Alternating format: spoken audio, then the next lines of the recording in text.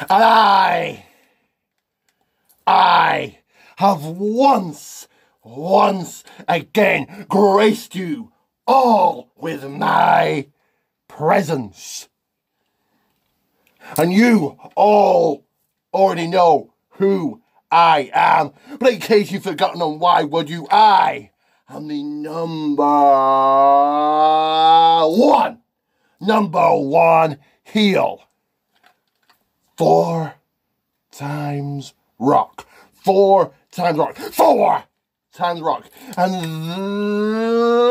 this is the channel with all the trophies. The channel with all the awards. The channel where it's at. And the channel that you all need to be. It's a people's wrestling channel. And right now, all of you, tell all your friends, spread the word, get your voice heard and tell everyone you know. Look at every single one on my videos. You do that right now. Do not hesitate to do that. Check out that description. You share, and share it again. All of you, I'm talking to all of you watching, comment below. Comment below. I said, comment below. Then you go ahead and smash that bell, turn in every single one of my notifications on. You know you want to do that. Then you go ahead and you add me on Facebook, Ricky JP. Go and view and like WWA World Wrestling Alliance on Facebook. And then you go ahead and you follow me on Twitter, Rick the Rock 30. Check out my blog both on Facebook and on Twitter. And then only then you go ahead and you know what they say to get those two shout outs. You like and subscribe. Like and subscribe. That easy. That simple. Like and subscribe. And as promised, I've got another shout out to do. And it goes to 123 Chloe Lou. So there's your second shout out. Thank you to you for subscribing.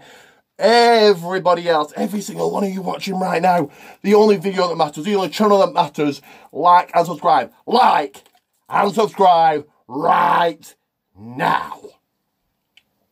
Because this is the review you've all been waiting for. The review you can't wait to happen. So let's get right into it. This is going to be my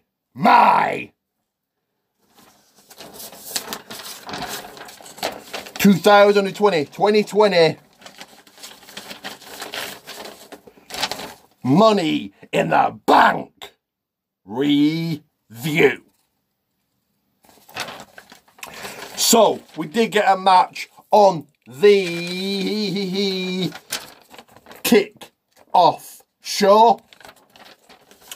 And the match was, and I can't believe this happened, but it was the high-flying Jeff Hardy going toe-to-toe with Mr. Cesaro. This was a good match, I enjoyed it, but Jeff Hardy being on the kickoff show, don't really understand that unless, you know, he's working from the bottom, excuse me, and working his way up. Like I said, a good match. Of course, your winner in this one, scoring the 1, 2, 3, was Jeff Hardy. Then we went straight into the actual pay-per-view event. And we kicked off, 1 second.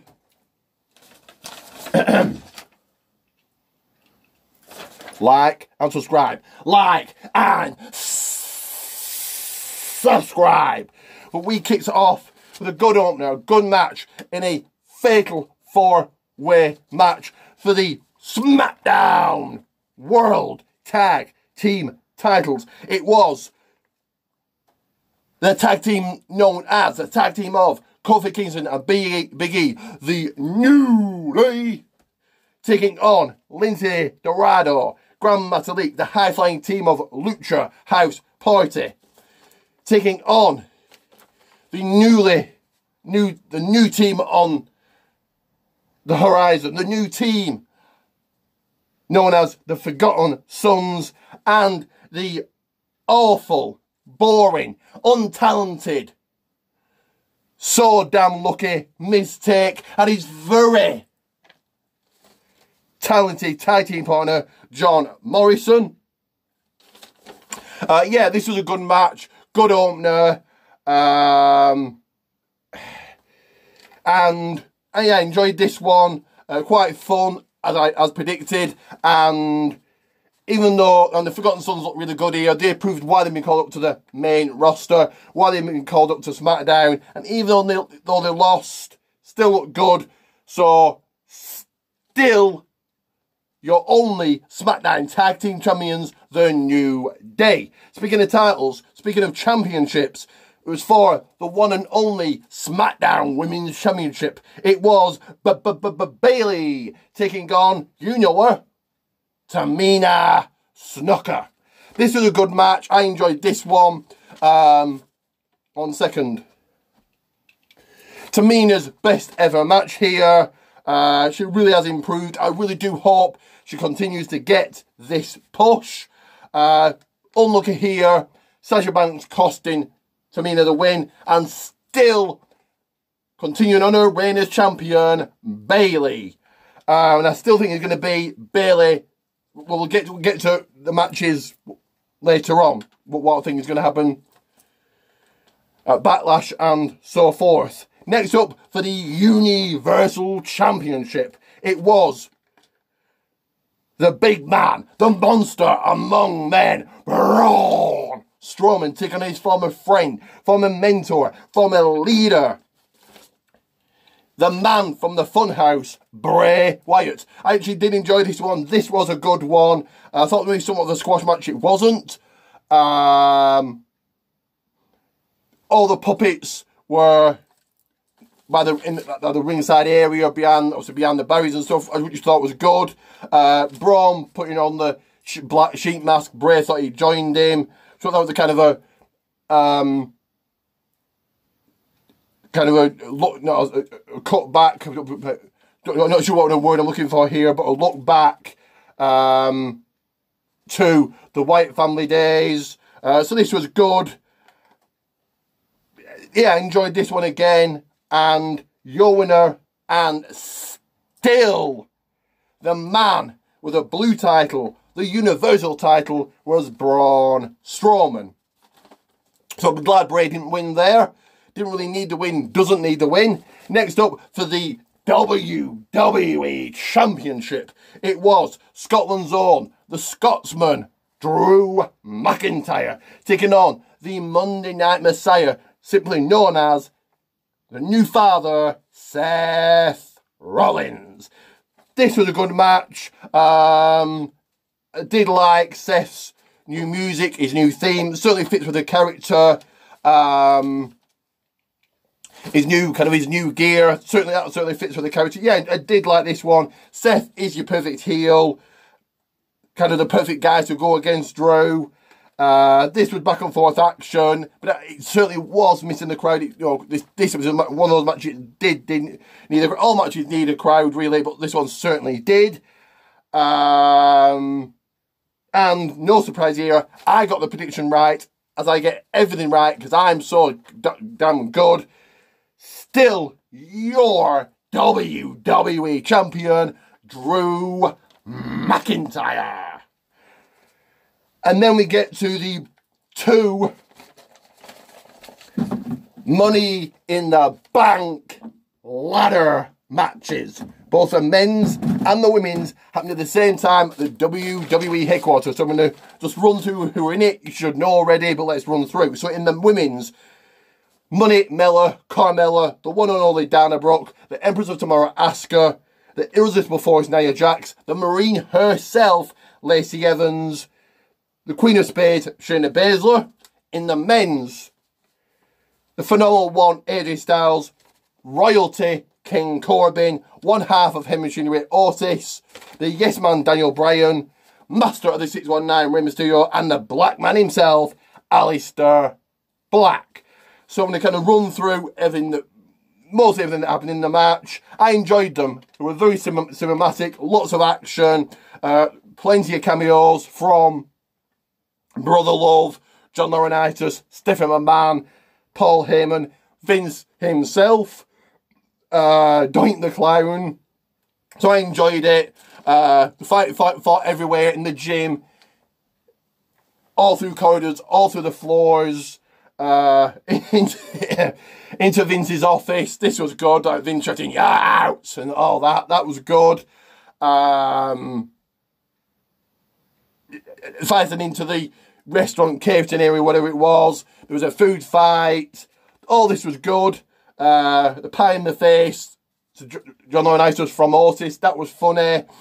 I don't like how they made Dana look like a joke here. The janitor was mopping the floor. You could see coming from a mile off somebody was going to slip. Kind of like a Benny Hill bloody movie. Could see it being set up from miles away. And Dana Brooke slipped. I don't know why they meant to make her a joke. What I liked, Stephanie McMahon's cameo was quite funny. Dana Brooke actually taking down a briefcase that was kind of perspex clear and it had money in it. And me and everybody else, I think, thought that Dana actually won here. But Stephanie saying, no, it's on the roof. Fighting into the elevators, fighting everywhere. The thing on the wall looks like a ring, but it isn't. We've got like ropes, we've got a ring post. That got used, that was good. And then we actually get up onto the roof. The fight action continues on the roof. Then when it actually got on the roof, it didn't last very long.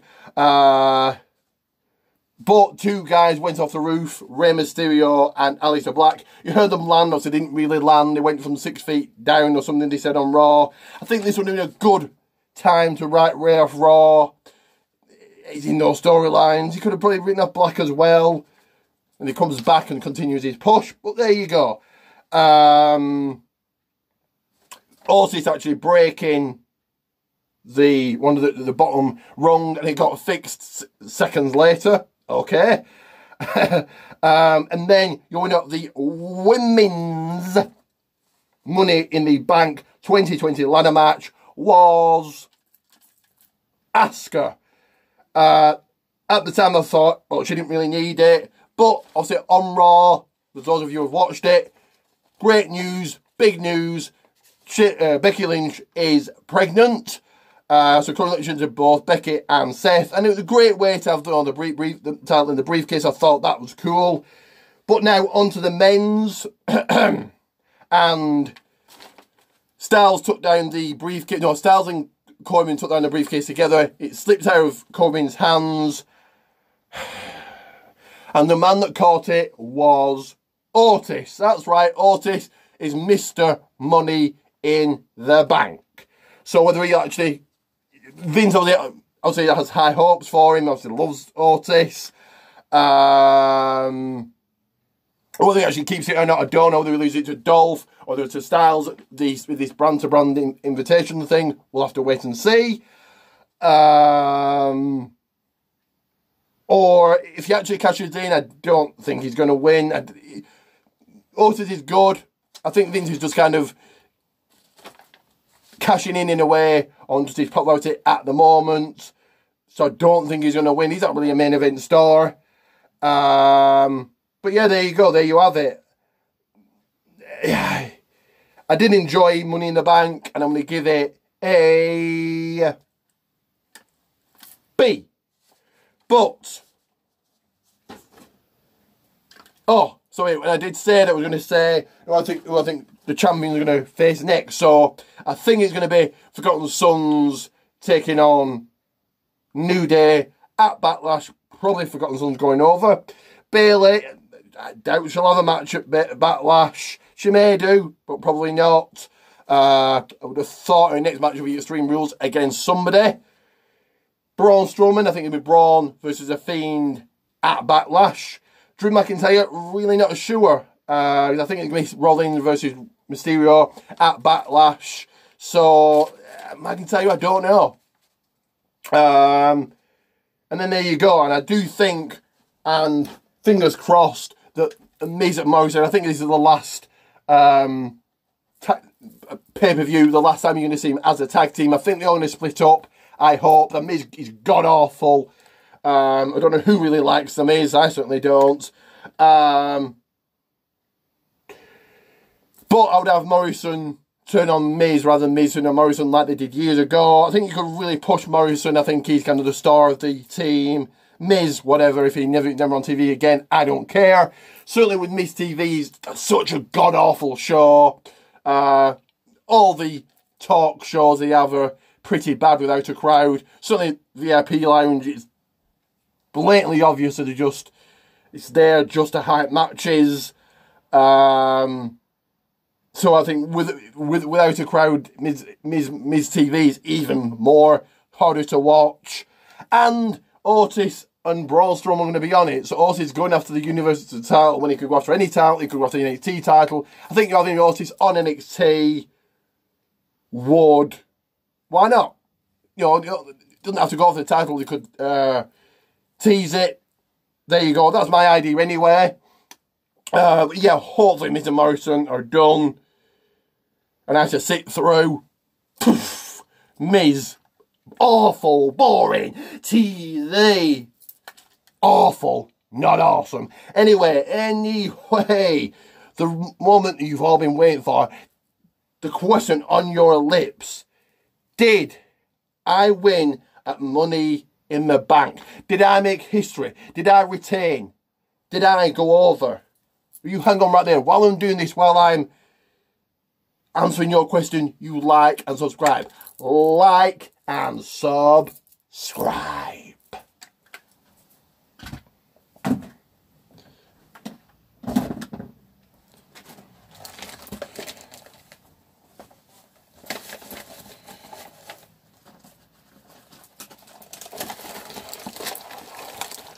Now does this, can you hear me? Does this answer your question? I think it does. That's right, I'm still your WWE 24/7 hardcore and predictions champion. I won. I'm a winner. I made Christopher Mace lose. He's a loser. I buried him. I retired him. I won the triple cage match just like I said I would. I made history just like I said I would. And before we get into how great I am and my future, you know, you may see that I'm hiding the main championship. And there's a reason for that. As much as I like carrying around all the titles, proving I'm better than all you losers, you know, it's hurt my back. It's a lot of stuff to carry. So from now on, I'm going to ditch. Well, actually, Mace, I'm still waiting on the predictions championship. But once I get it, I'll put it in a frame. I'm going to frame it where it belongs. But until then, I'm going to ditch the Hardcore Championship. I'm going to ditch the 24/7 Championship and present to you the only title that matters, the most prestigious title. Forget the WWE title, forget the Universal title, forget any other title in the world. Because this here is a piece of art. This is sought after. This is the first ever. Take a good look.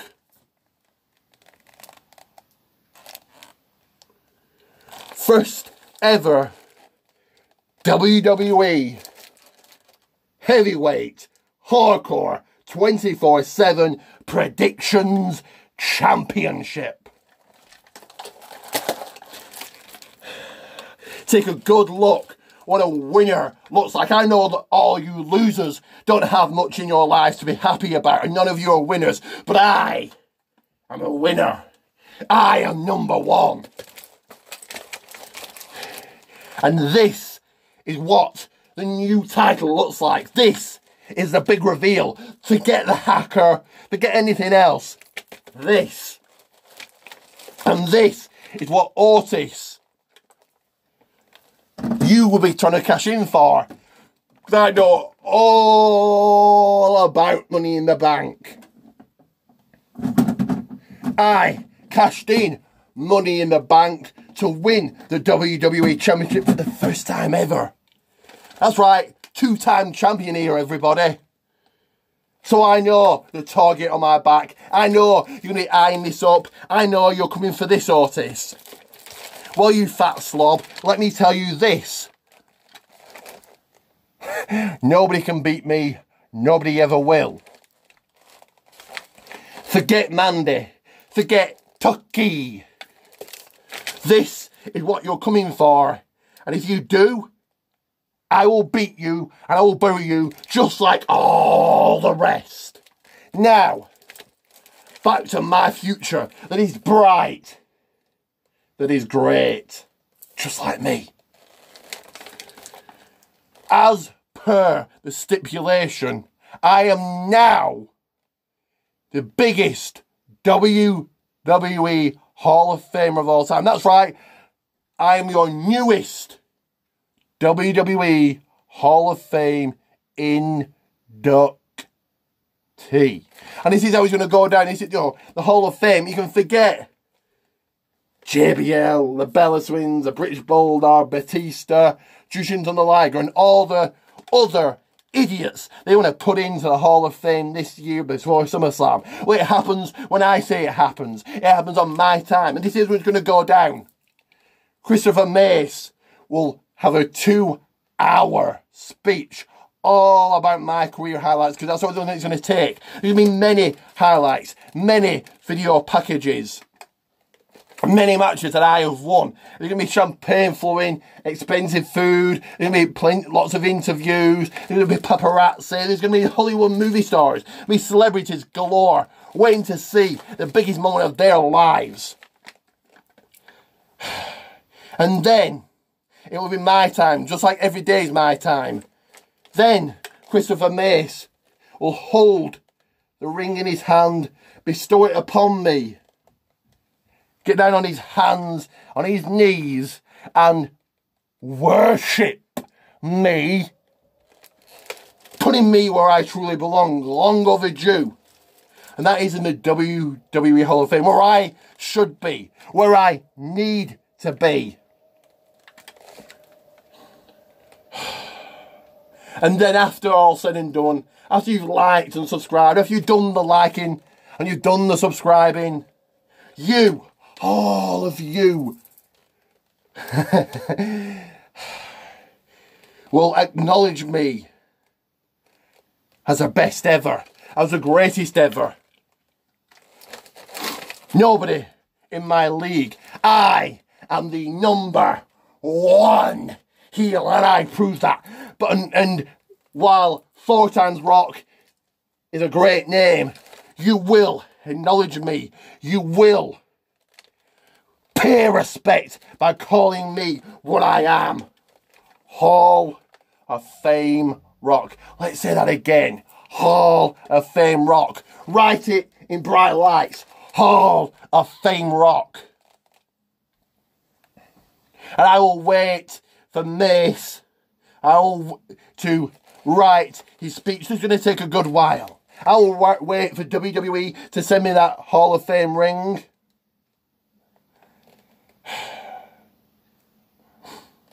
Life's good when you're champion, when you can't be beaten. Life's good when you're a Hall of Fame